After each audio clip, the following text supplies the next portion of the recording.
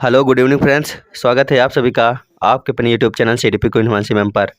तो दोस्तों आज हम बात करने वाले हैं एनसीईआरटी और न्यू एजुकेशन पॉलिसी से संबंधित क्वेश्चनों की। यहाँ से लगातार क्वेश्चन 4 से 5 क्वेश्चन हर शिफ्ट में बनते चले आ रहे हैं। तो आज जितने भी क्वेश्चन आपके बन चुके हैं या फिर बनने की संभावना है, सभी प्रकार के क्वेश्चन हम करने वाले हैं। सबसे पहले करेंगे हम एनसीईआरटी के 15 क्वेश्चन, उसके बाद में करेंगे न्यू एजुकेशन पॉलिसी के 15 क्वेश्चन। तो आप लगातार बने रहिएगा। आज की क्लास में हम 30 क्वेश्चन करने वाले हैं, जो 30 के 30 क्वेश्चंस आपके लिए बेहद इंपॉर्टेंट रहेंगे। तो चलिए शुरू करते हैं अपनी आज की क्लास को शुरू करने से पहले जितने भी लोग इस समय क्लास में जुड़ चुके हैं, सभी लोग सेशन को शेयर कर दीजिए अपने साथी मित्रों के पास में। सभी को एक बार जोड़ लीजिए और जितने लोग नए चैनल पर जुड़े हैं, सभी लोग चैनल को सब्सक्राइब कर लीजिए। फिर शुरू करते हैं अपनी आज की क्लास। तो एक बार सभी लोग सेशन को शेयर कर दीजिए सभी के पास में। उम्मीद है अब तक आप लोगों ने सेशन को शेयर कर लिया होगा। तो चलिए शुरू करते हैं क्लास। क्वेश्चन है, पहला क्वेश्चन देखते हैं। राष्ट्रीय संचालन समिति के अध्यक्ष थे। आपको बताना है कि राष्ट्रीय संचालन समिति के अध्यक्ष कौन थे। ऑप्शन ए प्रोफेसर यशपाल, दूसरा है प्रोफेसर कृष्ण कुमार, तीसरा है प्रोफेसर अरविंद कुमार और चौथा ऑप्शन है इनमें से कोई नहीं। तो इसका आंसर सभी लोग बताइए क्या हो जाएगा। राष्ट्रीय संचालन समिति के अध्यक्ष कौन थे। तो क्वेश्चन नंबर 1 का हो जाएगा ऑप्शन नंबर ए, राष्ट्रीय संचालन समिति के अध्यक्ष थे professor Yashpal. Option number A इसका बिल्कुल सही आंसर हो जाएगा। चलते हैं अगले क्वेश्चन पर। सभी लोग क्लास को शेयर करते रहिए और अपने साथी मित्रों को जोड़ते रहिए क्लास में। आज की क्लास से आपको हर शिफ्ट में 4 से 5 क्वेश्चन देखने को मिलेंगे, क्योंकि एनसीईआरटी और एनईपी न्यू एजुकेशन पॉलिसी से संबंधित इसमें 2 से 3 क्वेश्चन लगातार बनते आ रहे हैं और आगे भी बनते ही रहेंगे। चलते हैं अगले क्वेश्चन पर। क्वेश्चन है, एनसीईआरटी 2005 के अनुसार एक शिक्षक की भूमिका होनी चाहिए। तो आपको बताना है कि एनसीईआरटी 2005 के अनुसार एक शिक्षक की भूमिका कैसी होनी चाहिए। ऑप्शन है अनुमोदक, दूसरा है सुविधादाता और तीसरा है आधिकारिक और चौथा है तानाशाह। तो बताइए एनसीईआरटी 2005 के अनुसार एक शिक्षक की भूमिका किस प्रकार की होनी चाहिए। तो इसका जो सही आंसर है वो हो जाएगा ऑप्शन नंबर बी। एनसीईआरटी 2005 के अनुसार एक शिक्षक की भूमिका सुविधादाता के रूप में होनी चाहिए, यानी ऑप्शन नंबर बी इसका सही आंसर हो जाएगा। चलते हैं अगले क्वेश्चन पर।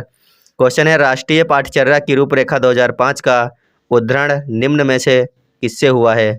ऑप्शन है अभ्यास और प्रगति, दूसरा है गीतांजलि और तीसरा है गोदान और चौथा है विज्ञान एवं तकनीक। सभी लोग इसका आंसर करेंगे। राष्ट्रीय पाठ्यचर्या की रूपरेखा 2005 का उद्धरण निम्न में से किससे हुआ है। क्वेश्चन नंबर 3 का सभी लोग आंसर कीजिए एक बार। तो क्वेश्चन नंबर 3 का हो जाएगा ऑप्शन नंबर ए, राष्ट्रीय पाठ्यचर्या रूपरेखा एनसीईआरटी 2005 का उद्धरण सभ्यता और प्रगति से हुआ, यानी ऑप्शन नंबर ए इसका बिल्कुल सही आंसर हो जाएगा। चलते हैं नेक्स्ट क्वेश्चन पर। क्वेश्चन पर चलने से पहले जितने भी लोग चैनल पर आज पहली बार जुड़े हैं, नए जुड़े हैं, चैनल को सब्सक्राइब कर लीजिए सभी लोग अपनी सीटेट या फिर अदर टीचर की बेहतरीन तैयारी के लिए। आगे देखते हैं। क्वेश्चन है, राष्ट्रीय पाठ्यचर्या की रूपरेखा के दिशा निर्देश के अंतर्गत आता है। आपको बताना है कि राष्ट्रीय पाठ्यचर्या की रूपरेखा के दिशा निर्देश के अंतर्गत इनमें से क्या आता है। ऑप्शन है ज्ञान को स्कूल के बाहरी जीवन से जोड़ना, दूसरा है पढ़ाई रटंत प्रणाली से मुक्त हो, तीसरा है परीक्षा में अपेक्षाकृत सरल और चौथा ऑप्शन है उपरोक्त सभी। तो बताइए इनमें से कौन सा ऑप्शन सही हो जाएगा। एनसीईआरटी 2005 के दिशा निर्देश के अंतर्गत इनमें से क्या आता है। तो क्वेश्चन नंबर 4 का हो जाएगा ऑप्शन नंबर डी, ज्ञान को स्कूल के बाहरी जीवन से जोड़ना, बिल्कुल सही बात है। दूसरा है पढ़ाई रटंत प्रणाली से मुक्त हो जाए, ये भी सही है। और तीसरा है परीक्षा को अपेक्षाकृत सरल कर दिया जाए, ये भी सही है। तो इसका ऑप्शन नंबर डी जो है सही हो जाएगा। सारे के सारे कथन सही हैं इसमें। आगे देखते हैं। क्वेश्चन है, राष्ट्रीय पाठ्यचर्या की रूपरेखा 2005 के मार्गदर्शक सिद्धांतों के विषय में सत्य कथन है। तो ऑप्शन देखिए और बताइए कि एनसीईआरटी 2005 के मार्गदर्शक सिद्धांतों के विषय में सत्य कथन क्या है। पहला ऑप्शन दिया, पाठ्यचर्या पाठ्य पुस्तक केंद्रित होनी चाहिए, दूसरा है अधिगम प्रक्रिया के अंतर्गत ना समझ आने वाली अवधारणाओं को रखना चाहिए, तीसरा है स्कूल में प्राप्त ज्ञान को बाहरी जीवन से जोड़ा जाना चाहिए और चौथा ऑप्शन है ऐसी अधिभावी पहचान की अवहेलना करना चाहिए जो राष्ट्रीय चिंताओं पर आधारित हों। तो बताइए इनमें से कौन सा ऑप्शन सही हो जाएगा क्वेश्चन नंबर 5 का। सभी लोग आंसर कीजिए इसका, क्वेश्चन नंबर 5 का।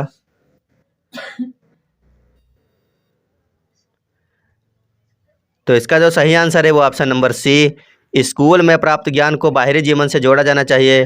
ऑप्शन नंबर सी इसका बिल्कुल सही आंसर हो जाएगा। तो चलते हैं अगले क्वेश्चन पर। अगला क्वेश्चन है, एनसीईआरटी 2005 के अनुसार सीखना एक। आपको बताना है कि एनसीईआरटी 2005 के अनुसार सीखना क्या है? ऑप्शन है ज्ञान के निर्माण की प्रक्रिया है, दूसरा है ज्ञान अवरुद्ध करने की प्रक्रिया है, तीसरा ऑप्शन है सीखना व्यक्ति विकास को प्रभावित करता है और चौथा ऑप्शन है उपरोक्त में से कोई नहीं। तो बताइए एनसीएफ 2005 के अनुसार सीखना क्या है? क्वेश्चन नंबर 6 का हो जाएगा ऑप्शन नंबर ए। एनसीएफ 2005 के अनुसार सीखना एक ज्ञान के निर्माण की प्रक्रिया है, यानी ऑप्शन नंबर ए इसका सही आंसर हो जाएगा। देखते हैं अगला क्वेश्चन। क्वेश्चन है राष्ट्रीय पाठचर्या की रूपरेखा 2005 के अनुसार बाल केंद्रित शिक्षा शास्त्र में शिक्षार्थी को किस प्रकार नियोजित करने की आवश्यकता है? ऑप्शन है अभिरुचियों के अनुरूप, दूसरा है आर्थिक स्तर के अनुरूप और तीसरा ऑप्शन है सामाजिक स्तर के अनुरूप और चौथा ऑप्शन है शारीरिक स्तर के अनुरूप। तो सभी लोग इसका आंसर कीजिए और एक बार जितने साथी लोग इस समय जुड़ चुके हैं सेशन में, सभी लोग क्लास को शेयर कर दीजिए अपने सभी साथी मित्रों के पास में। और अगर अभी तक आपने वीडियो को लाइक नहीं किया तो वीडियो को लाइक कर लीजिए। और जितने लोग नए जुड़े हैं, आज क्लास में पहली बार आए हैं, अगर क्लास अच्छी लग रही हो तो चैनल को सब्सक्राइब कर लीजिए। तो क्वेश्चन नंबर 7 का जिन्होंने ऑप्शन नंबर ए सेलेक्ट किया है उनका सही ऑप्शन हो जाएगा अभिरुचि, यानी कि अभिरुचियों के अनुरूप। ऑप्शन नंबर ए इसका बिल्कुल सही आंसर हो जाएगा अभिरुचियों के अनुरूप। आगे देखते हैं। क्वेश्चन है एनसीएफ 2005 के अनुसार कक्षा में शिक्षक की भूमिका होनी चाहिए। ऑप्शन है एक आदेशक रूप में, दूसरा है एक उत्प्रेरक के रूप में, तीसरा है एक नेता के रूप में और चौथा है उपरोक्त में से कोई भी नहीं। तो बताइए एनसीएफ 2005 के अनुसार कक्षा में शिक्षक की भूमिका किस प्रकार की होनी चाहिए? तो क्वेश्चन नंबर 8 का हो जाएगा ऑप्शन नंबर बी। कक्षा में शिक्षक की भूमिका एक उत्प्रेरक के रूप में होनी चाहिए। इसका ऑप्शन नंबर बी बिल्कुल सही आंसर हो जाएगा। चलते हैं अगले क्वेश्चन पर। क्वेश्चन है एनसीएफ 2005 के अनुसार सत्य नहीं है। आपको बताना है इनमें से कौन सा कथन एनसीएफ 2005 के अनुसार सही नहीं है। पहला ऑप्शन दिया गया है सभी बच्चों में सीखने की क्षमता होती है, दूसरा ऑप्शन है बच्चे स्वभाव से सीखने हेतु प्रेरित रहते हैं, तीसरा है सभी बच्चे व्यक्तिगत स्तर पर एक ही तरह से सीखते हैं, चौथा ऑप्शन है स्कूल के भीतर बाहर दोनों जगह सीखने की प्रक्रिया चलती रहती है। तो एनसीएफ 2005 के अनुसार इनमें से सत्य कथन कौन सा नहीं होगा, आपको यह बताना था। तो क्वेश्चन नंबर 9 का हो जाएगा ऑप्शन नंबर सी। सभी बच्चे व्यक्तिगत स्तर पर एक ही तरह से सीखते हैं। इसका यही ऑप्शन गलत है, क्योंकि सभी बच्चे एक तरीके से नहीं सीख पाते हैं। कोई बच्चा एक बार ही बताने पर सीख लेता है, तो कोई बच्चा उसी चीज़ को 4 बार बताने पर भी नहीं सीख पाता है सही से। तो इसका ऑप्शन नंबर सी गलत हो जाएगा। सभी बच्चे व्यक्तिगत स्तर पर एक ही तरह से सीखते हैं, इसका यही आंसर जो है गलत है। आगे देखते हैं। क्वेश्चन है एनसीएफ 2005 के अनुसार भाषाई अल्पसंख्यक वाले वर्गों के बच्चों को शिक्षा किस भाषा में दी जानी चाहिए? बड़ा ही अच्छा क्वेश्चन है कि एनसीएफ 2005 के अनुसार भाषाई अल्पसंख्यक वाले वर्गों के बच्चों को शिक्षा किस भाषा में दी जानी चाहिए? तो ऑप्शन देखते हैं। पहला ऑप्शन है उनकी मातृभाषा में, दूसरा है अंग्रेजी में, तीसरा है हिंदी में और चौथा है उपरोक्त सभी में। तो इसका जो सही आंसर हो जाएगा, बताइए आप लोग इसका सही आंसर क्या हो जाएगा क्वेश्चन नंबर 10 का? तो इसका सही आंसर है ऑप्शन नंबर ए, उनकी मातृभाषा में उन्हें शिक्षा देनी चाहिए। ऑप्शन नंबर ए इसका बिल्कुल सही आंसर हो जाएगा। चलते हैं अगले क्वेश्चन पर। क्वेश्चन है राष्ट्रीय पाठचर्या की रूपरेखा 2005 के अनुसार बच्चों में आकलन का तरीका है। ऑप्शन है वार्षिक परीक्षाएं, दूसरा है अर्धवार्षिक परीक्षाएं, तीसरा है दैनिक गतिविधियां और चौथा इनमें से कोई भी नहीं। तो बताइए कि एनसीएफ 2005 के अनुसार बच्चों के आकलन का तरीका इनमें से कौन सा हो जाएगा? सभी लोग इसका आंसर करेंगे। तो क्वेश्चन नंबर 11 का हो जाएगा ऑप्शन नंबर सी। बच्चों के आकलन का सबसे जो अच्छा तरीका है वो है दैनिक गतिविधियां। ऑप्शन नंबर सी इसका बिल्कुल सही आंसर हो जाएगा। आगे चलते हैं। क्वेश्चन है भीड़ भाड़ वाली कक्षाओं में डॉट डॉट अध्यापन की बात करना निरर्थक है। सभी लोग इसका आंसर कीजिए क्वेश्चन नंबर 12 का कि भीड़ भाड़ वाली कक्षाओं में डॉट डॉट अध्यापन की बात करना निरर्थक है। ऑप्शन है पिछड़े, सामान्य, कक्षा केंद्रित या फिर सृजनशील। तो बताइए इसमें कौन सा ऑप्शन हो जाएगा सही? तो क्वेश्चन नंबर 12 का हो जाएगा ऑप्शन नंबर डी। भीड़ भाड़ वाली कक्षाओं में सृजनशील अध्यापन की बात करना निरर्थक है। ऑप्शन नंबर डी इसका बिल्कुल सही आंसर हो जाएगा। चलते हैं अगले क्वेश्चन नंबर 14 है राष्ट्रीय पाठचर्या की रूपरेखा 2005 के अनुसार गणित शिक्षण का लक्ष्य होना चाहिए। आपको बताना है एनसीएफ 2005 के अनुसार गणित शिक्षण का लक्ष्य क्या होना चाहिए? ऑप्शन है तार्किक ढंग से सोचना, दूसरा है अमूर्तनों का निर्माण करना, तीसरा है संचालित करने की योग्यता का विकास करना और चौथा ऑप्शन है उपरोक्त सभी लोग क्वेश्चन नंबर 14 का आंसर करेंगे। राष्ट्रीय पाठचर्या की रूपरेखा 2005 के अनुसार गणित शिक्षण का लक्ष्य किस प्रकार का होना चाहिए? तो इसका आंसर कीजिए सभी लोग। एक बार देखते हैं आप लोग क्या आंसर कर रहे हैं। सभी लोग आंसर कीजिए इसका। तो क्वेश्चन नंबर 14 का हो जाएगा ऑप्शन नंबर डी। उपरोक्त सभी हैं जो ये एनसीएफ 2005 के अनुसार गणित शिक्षण का लक्ष्य तार्किक ढंग से सोचना, अमूर्तों का निर्माण करना और संचालित करने की योग्यता का विकास करना, तीनों ऑप्शन इसमें सही हैं। तो इसका ऑप्शन नंबर डी हो जाएगा सही। एनसीएफ के क्वेश्चन हो चुके हैं समाप्त। अब बात करने वाले हैं न्यू एजुकेशन पॉलिसी से संबंधित जिस प्रकार से भी क्वेश्चन बनते हैं, बनने की उम्मीद है, अब बात करेंगे उनके बारे में। तो चलिए एक बार सेशन को शुरू करने से पहले फिर से आप लोग एक बार, अगर अभी तक वीडियो को आप लोगों ने शेयर नहीं किया तो शेयर कर दीजिए। उसके बाद शुरू करते हैं न्यू एजुकेशन पॉलिसी से संबंधित बनने वाले सभी प्रकार के क्वेश्चनों को। तो चलिए देखते हैं। पहला क्वेश्चन बनता है, नई शिक्षा नीति 2020 में मानव संसाधन विकास मंत्रालय को क्या नाम दिया गया है? आपको बताना है कि 2020 में मानव संसाधन विकास मंत्रालय को क्या नाम दिया गया है। क्वेश्चन नंबर 1 का सभी लोग आंसर कीजिए। मानव संसाधन विकास मंत्रालय का क्या नाम कर दिया गया है? तो इसका नाम कर दिया गया है ऑप्शन नंबर सी हो जाएगा इसमें बिल्कुल सही। क्या कर दिया गया है? Education ministry. Option number C इसका सही आंसर हो जाएगा। शिक्षा मंत्रालय नाम कर दिया गया है एजुकेशन मिनिस्ट्री। मानव संसाधन विकास मंत्रालय का नाम क्या कर दिया गया है? एजुकेशन मिनिस्ट्री यानी कि शिक्षा मंत्रालय। अगला क्वेश्चन देखते हैं। क्वेश्चन है, नई शिक्षा नीति 2020 में 10+2 शिक्षा नीति का नया पैटर्न क्या है? आपको बताना है कि 2020 में 10+2 शिक्षा नीति का नया पैटर्न क्या है? पहला ऑप्शन है 5+3+4+3, दूसरा है 5+3+3+4 और तीसरा ऑप्शन है 5+4+3+4 और चौथा ऑप्शन है 5+4+3+4। तो बताइए नई शिक्षा नीति 2020 10+2 शिक्षा नीति का नया पैटर्न क्या हो जाएगा? तो क्वेश्चन नंबर 2 का हो जाएगा ऑप्शन नंबर बी 5+3+3+4। ये नया पैटर्न आया आपकी बार 2020 का नई शिक्षा नीति का 5+3+3+4। आप लोग याद रखना है इसको। आगे है 2020 की नई शिक्षा नीति में संख्या 5 को किस चरण में कहा जाता है? तो आपको बताना है 2020 की नई शिक्षा नीति में संख्या 5 को किस चरण में कहा जाता है। क्वेश्चन नंबर 3 का सभी लोग आंसर कीजिए। कौन सा ऑप्शन हो जाएगा सही? 2020 की नई शिक्षा नीति को किस चरण में कहते हैं? तो इसका हो जाएगा option number B foundation stage. Option number B बिल्कुल सही आंसर है इसका, फाउंडेशन स्टेज। आगे देखते हैं। क्वेश्चन है, न्यू एजुकेशन पॉलिसी 2020 में किस वर्ग का कौशल विकास पाठ्यक्रम शुरू होगा? तो आपको बताना क्या है कि 2020 में जो नई शिक्षा नीति आई है उसके अंतर्गत किस वर्ग का कौशल विकास पाठ्यक्रम शुरू होगा? ऑप्शन है क्लास 5, क्लास 6, क्लास 7 और क्लास 8। तो आंसर कीजिए इसमें कौन सा ऑप्शन हो जाएगा सही। क्वेश्चन नंबर 4 का सभी लोग आंसर कीजिए, कौन सा ऑप्शन सही हो जाएगा? तो इसका हो जाएगा ऑप्शन नंबर बी क्लास 6 हो जाएगा इसमें सही आंसर। ऑप्शन नंबर 20 का सही आंसर है क्लास 6। अगला क्वेश्चन देखते हैं। क्वेश्चन है, नई शिक्षा नीति 2020 किसने तैयार की? आपको बताना है कि नई शिक्षा नीति 2020 किसने तैयार की है। तो सभी लोग इसका आंसर कीजिए, इसमें कौन सा ऑप्शन हो जाएगा सही। नई शिक्षा नीति 2020 किसने तैयार की है? तो क्वेश्चन नंबर 5 का हो जाएगा ऑप्शन नंबर बी कस्तूरी रंगन समिति। ऑप्शन नंबर 20 का सही आंसर हो जाएगा। चलते हैं अगले क्वेश्चन पर। क्वेश्चन है, नई शिक्षा नीति 2020 के अध्यक्ष कौन है? आपको बताना है नई शिक्षा नीति 2020 के अध्यक्ष कौन है।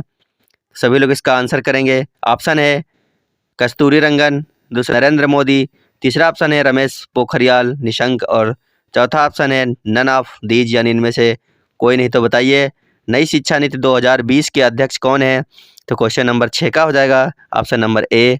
नई शिक्षा नीति 2020 के जो अध्यक्ष हैं वो है कस्तूरी रंगन। ऑप्शन नंबर ए इसका सही आंसर हो जाएगा। अगला क्वेश्चन है, नई शिक्षा नीति के अनुसार अब पीएचडी करने के लिए क्या आवश्यक है?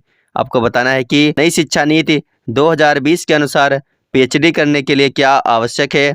ऑप्शन है 3 साल की बैचलर डिग्री या फिर 5 साल की बैचलर डिग्री, तीसरा ऑप्शन है 4 साल की बैचलर डिग्री और फोर्थ ऑप्शन है 2 साल की बैचलर डिग्री। तो बताइए नई शिक्षा नीति के अनुसार पीएचडी करने के लिए अब क्या आवश्यक है? तो क्वेश्चन नंबर 7 का हो जाएगा ऑप्शन नंबर सी 4 साल की बैचलर डिग्री आवश्यक है अब अगर आपको पीएचडी करना है तो। आगे देखते हैं।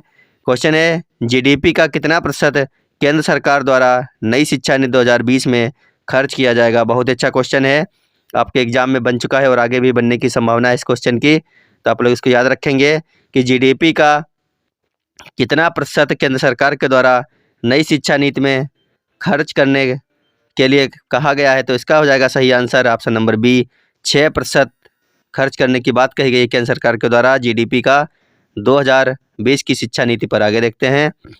क्वेश्चन है, लॉ और मेडिकल एजुकेशन को छोड़कर समस्त उच्च शिक्षा के लिए एकल निकाय के रूप में किस आयोग का गठन किया जाएगा? बड़ा ही अच्छा क्वेश्चन है। लॉ और मेडिकल एजुकेशन को अगर छोड़ दिया जाए तो समस्त उच्च शिक्षा के लिए एकल निकाय के रूप में जिस आयोग का गठन किया जाएगा उसका नाम आपको बताना है। तो सभी लोग इसका आंसर कीजिए। क्वेश्चन नंबर 9 का बताइए सभी लोग, क्या हो जाएगा सही आंसर? तो इसका जो सही आंसर है वो है ऑप्शन नंबर ए। क्या है? HECI। ऑप्शन नंबर ए इसका सही आंसर है। HECI इसका सही आंसर है। आगे देखते हैं। क्वेश्चन है, नई शिक्षा नीति 2020 के अनुसार वोकेशनल कोर्स किस कक्षा से शुरू किए जाएंगे? ऑप्शन है कक्षा 5, कक्षा 6, कक्षा 8 या फिर कक्षा 7। तो बताइए इसका सही आंसर क्या हो जाएगा? तो नई शिक्षा नीति 2020 के अनुसार वोकेशनल कोर्स जिस कक्षा से शुरू किए जाएंगे उसका नाम है कक्षा 6, यानी कि ऑप्शन नंबर 20 का सही आंसर हो जाएगा। अगला क्वेश्चन है, कितने वर्षों के बाद भारत में नई शिक्षा नीति 2020 की घोषणा की गई? आपको बताना है कितने वर्षों के बाद भारत में नई शिक्षा नीति की घोषणा की गई है, जो कि 2020 में आई थी। तो इसका जो सही आंसर है वो हो जाएगा ऑप्शन नंबर ए। कितने वर्ष के बाद में की गई थी? 34 वर्षों के बाद में की गई थी। ऑप्शन नंबर ए इसका सही आंसर हो जाएगा 34 वर्ष। आगे देखते हैं। क्वेश्चन है, नई शिक्षा नीति 2020 में कौन सी भाषा को कक्षा 5 तक खत्म कर दिया गया है? मोस्ट इम्पॉर्टेंट क्वेश्चन यहाँ से बन सकता है या फिर बनेगा कि 2020 की शिक्षा नीति जब आई है तो इसके अंतर्गत किस भाषा को कक्षा 5 तक के लिए ख़त्म कर दिया गया है? तो इसका जो सही आंसर हो जाएगा वो हो जाएगा ऑप्शन नंबर ए। इंग्लिश को कक्षा 5 तक के लिए ख़त्म कर दिया गया है। ऑप्शन नंबर ए इसका बिल्कुल सही आंसर हो जाएगा।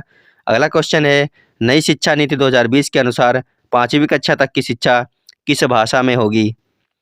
पहला ऑप्शन है फ्रेंच भाषा, दूसरा है अंग्रेजी भाषा, तीसरा है मातृभाषा, स्थानीय भाषा या क्षेत्रीय भाषा, चौथा ऑप्शन है संस्कृत भाषा। तो इस क्वेश्चन का उम्मीद है सभी लोग आंसर कर लेंगे सही सही। नई शिक्षा ने 2020 के अनुसार 5वीं कक्षा तक की शिक्षा है वो दी जाएगी मातृभाषा या स्थानीय भाषा में। तो इसका ऑप्शन नंबर सी जो है बिल्कुल सही आंसर हो जाएगा। जिन्होंने भी इसका ऑप्शन नंबर सी सिलेक्ट किया था उनका सबका सही आंसर हो जाएगा। आगे देखते हैं। क्वेश्चन है, नई शिक्षा नीति 2020 का लक्ष्य किस वर्ष तक 3 से 18 आयु वर्ग के प्रत्येक बच्चे को गुणवत्तापूर्ण व समावेशी शिक्षा प्रदान करना है? तो बहुत अच्छा क्वेश्चन है कि नई शिक्षा नीति 2020 का लक्ष्य किस वर्ष तक 3 से 18 आयु वर्ग के प्रत्येक बच्चे को गुणवत्तापूर्ण व समावेशी शिक्षा प्रदान करना है। पहला ऑप्शन है 2040 तक, दूसरा है 2025 तक, तीसरा है 2030 तक और चौथा ऑप्शन है 2035 तक। तो क्वेश्चन नंबर 14 का हो जाएगा ऑप्शन नंबर सी। ये लक्ष्य 2030 तक इन्हें पूर्ण करना है। तक आगे देखते हैं। क्वेश्चन है, किस वर्ष तक स्कूली शिक्षा में 100% के साथ माध्यमिक स्तर तक एजुकेशन फॉर ऑल का लक्ष्य रखा गया है? तो सभी लोग इसका आंसर कीजिए। किस वर्ष तक स्कूली शिक्षा में 100% के साथ माध्यमिक स्तर तक एजुकेशन फॉर ऑल का लक्ष्य रखा गया है? ऑप्शन है 2040, 2030, 2025 या फिर 2035।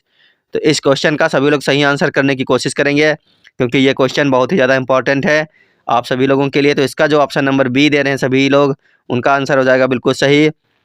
2030 तक एजुकेशन फॉर ऑल का लक्ष्य रखा गया है।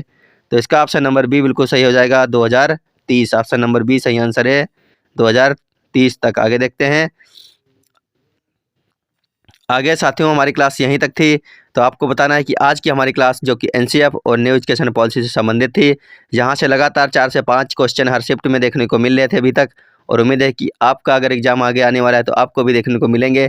तो अगर आपने हमारी यहाँ से संबंधित क्लास को नहीं देखा है, जो कि एक हमने न्यू एजुकेशन पॉलिसी से संबंधित क्लास को इससे पहले भी बना रखा है, वो क्लास आपके लिए बहुत ज़्यादा इंपॉर्टेंट हो सकती है क्योंकि वो क्लास ट्रेंडिंग चल रही है और वहाँ से हर शिफ्ट में क्वेश्चन देखने को मिल रहे हैं। अगर अभी तक आपने उस क्लास को नहीं देखा तो ज़रूर देखिएगा।